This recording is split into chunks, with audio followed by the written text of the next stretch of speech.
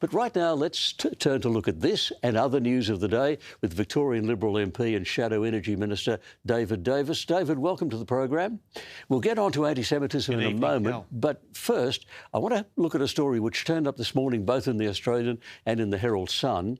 Victoria has lost nearly 200, or now has 200 fewer full-time police since Jacinta Allen became Premier. And at the same time, the state's population has surged. Recorded crime has jumped at about 25%. David, is there a crime crisis in Victoria? No doubt there's a crime crisis.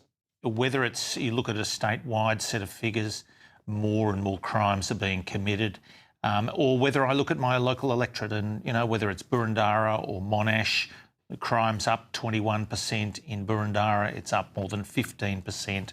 Reported crime in the city of Monash, and I could go on, Glen Ira, other municipalities that are part of Melbourne and much beyond Melbourne too. So crime is up, the police numbers are down, the population's up. So this government has not got its priorities right. It's not understood that, in fact, because crime is up, we need to have more police presence, not less. They've weakened the bail laws, and there's a number of questions around all of that, of course, too. But at the same time, just in raw police terms, there's less police per head of population than there were just a few years ago. Now, recently, David, you visited Ashburton Police Station, and you say that this is an example of, quote, a closure by stealth. What do you mean by that? Well, it's an important police station. The government tried to close it prior to 2010. When we came into government, we fully staffed it and made sure it was able to work for the community. But now the government over the last few years has wound back to nothing, so that the police station is never manned. It's always closed. That is in that Boroondara area where crime is up 21%. I can tell you what, this is not the way to go. If you've got crime rising, you don't pull police out of local policing roles. Well, David Davis, let's say it's an election year 2026. If there's a Jess Wilson coalition government elected, what can you guys do to make it better?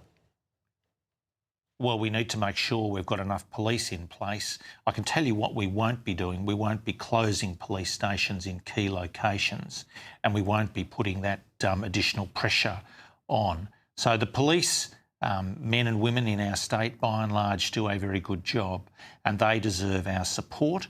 They deserve to be supported in sufficient numbers, and you can't have a huge increase in population and a surge in crime without the state government responding properly. Now, part of this is the revolving door that occurs with younger criminals in particular.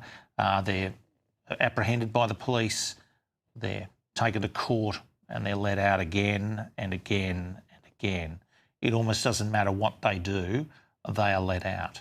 And despite the government's changes, there doesn't appear to be much difference. So we've been very clear about some of the tougher rules and laws that we'd put in place, but part of this is about policing more generally and making sure you do have enough police in the places where they're needed.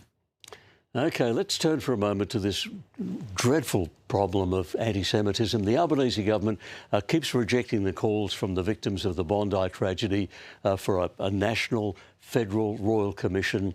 Now, you're in Victoria. How's the Victorian Jewish community responding to what's going on with this? Well, again, my electorate, Southern Metro, has a very large Jewish community, arguably the largest in the country, and it's very clear messages from that night forward. People think what has occurred, Jewish community members, and I think most Victorians too, think what has occurred is just completely unacceptable. The government has not done the work over the last 2 years to make sure that these matters were dealt with, that the anti-Semitism that was clearly rising, and that's in Victoria too.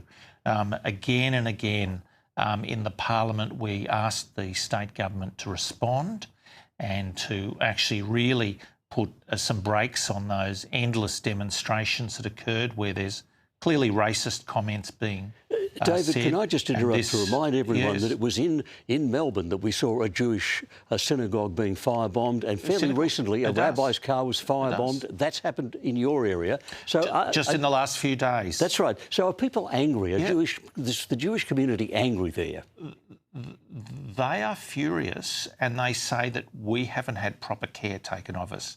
And the state government and the federal government, the both of them, have not done what is necessary to push back and be very clear about what is acceptable and what's not.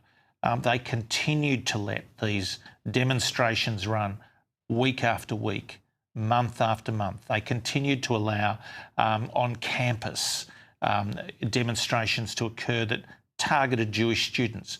We've seen the writing on the walls of Jewish schools and the problems there. And as you correctly say, the Adass synagogue bombing, you would have thought that was the ultimate wake-up call, but it doesn't seem to have been enough for the state and federal government in Victoria. At the same time, as you correctly point out the other night, you've got a rabbi's car decorated for Hanukkah.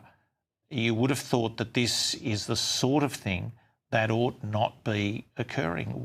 How is it that that is allowed to occur?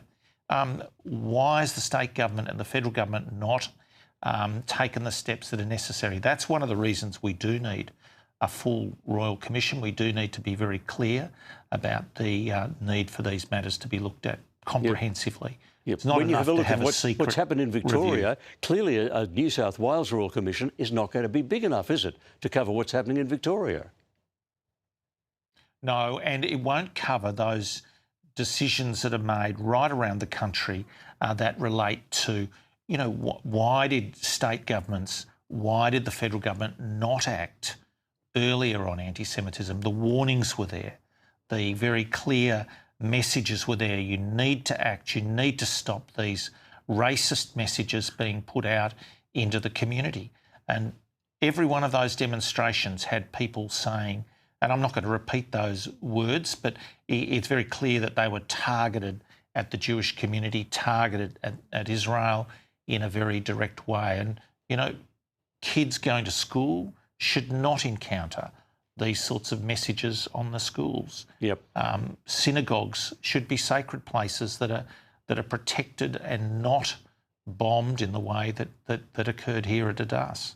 Indeed. David Davis, thank you for your time tonight.